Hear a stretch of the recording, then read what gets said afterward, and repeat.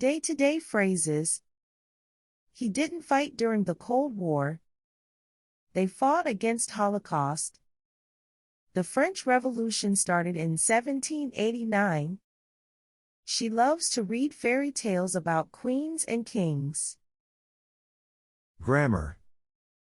My, mine. Your, yours. His, her, hers. It's, our, ours. Your, yours.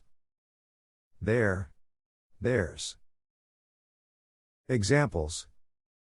This is my heritage. That kingdom is mine. She is his queen.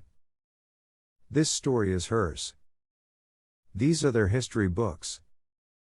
The revolution is ours. Exercise 3. Middle Ages. The Middle Ages was the period in European history that came between ancient and modern times. It lasted from about 500 to about 1500 CE. The Christian Church played an important part in the history of the Middle Ages. The Middle Ages began when Germanic tribes, people from northern Europe, invaded the western part of the Roman Empire. The tribes took over the land and formed many small kingdoms. The invaders also eventually converted to Christianity, which had become the major religion of Rome. The church became the one thing that everyone had in common.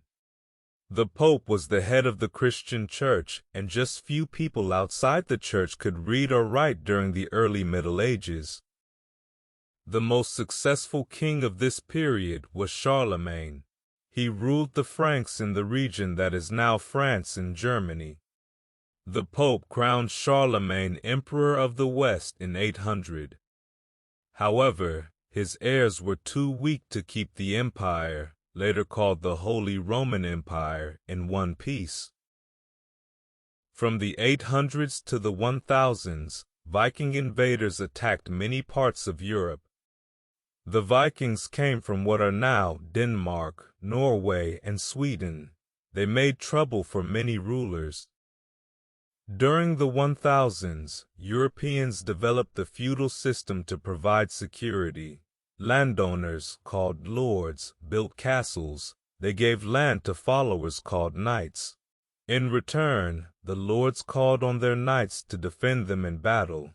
People called serfs or peasants actually farmed the land.